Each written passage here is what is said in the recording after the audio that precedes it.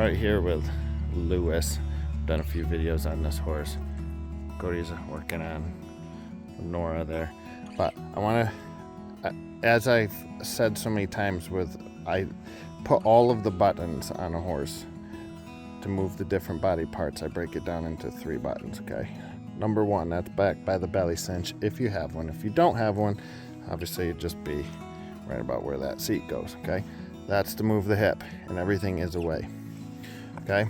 Right in between the 2 cinches, the front cinch and the back cinch, right here, be pushing, that's right where my foot is normally just hanging, that's button 2. That's for the rib cage, okay? That's for flex and bend that I talk about.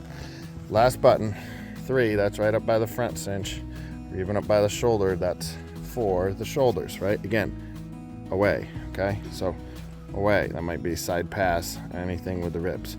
Hip, okay? So hip, ribs, shoulder, okay? Now here's what we have with Lewis. I have been riding him here a little bit, and he's at the end of a ride. Now, this is a great time to work on this, okay? And what I'm working on is growing 3 hands to be able to do this at the same time. I'm just kidding. But shoulder control, okay?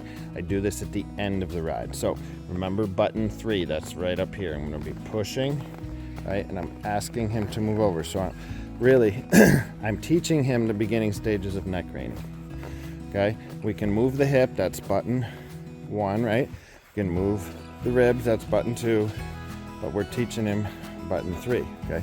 And that's the neck rein. So I'm gonna move that rein against his neck, right? And if I need to, I can bump this inside rein, pretend that we have another hand, and then if that shoulder doesn't move over, I bump that outside leg, okay? I'm gonna ask him to go to the right now. So my hand moves over, not much is happening here, so I kick. There, so you got that turnaround, okay? This is how I will use spurs, and the why I use spurs. I don't use spurs for forward, I use spurs for lateral, okay? Now I don't want to, okay, so in fact, we'll ask for that left. That's not bad, it's not bad. I'll right here bump just a little bit, and I didn't use my spur there, I just used my leg. If he didn't move off of that, oh wait, really nice.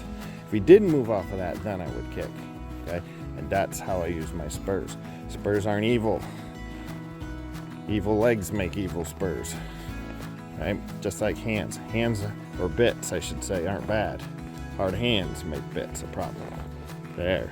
So, ask him to go to the right. And really what I'm asking him to do is stay between the reins, okay? So, if my hand goes over, I'm looking for him to stay between those. And I'll use my leg to reinforce that, okay? You see, we're going by a roping station. That holds the rope, and then the cone catches the loop. But we're working on that with the last horse. So, stay between those reins. This is just the introduction of neck reining. Again, over, it's not really moving, bump of that leg, and I'm looking for that shoulder, there it is, to step across, okay? And I'm going to make sure that I only turn him until I feel him commit to the turn and make a really good turn at this point, okay? We're not looking for a reining turnaround, I'm just looking for him to stay between those reins, okay? And I'm always gonna reward the try, so when I feel him make, asking, that's not good, not a good turn yet, there it is, and then I release it there. I want to reward the try, so every time I feel him make a good try, that's when I'll release. And then eventually we'll take that into a turnaround if necessary, right, if that's where we're trying to go with it. But this is how you get him one-handed. Some people might say, well, why do I need to ride one-handed? Well, you sure don't. But once you figure out that you can, you'll always wonder why you didn't do it sooner. Just something to think about. So, till next time, guys. Put your hand down. And that's where that expression's coming from. Put your hand down. Ride the next stride. See you down the trail.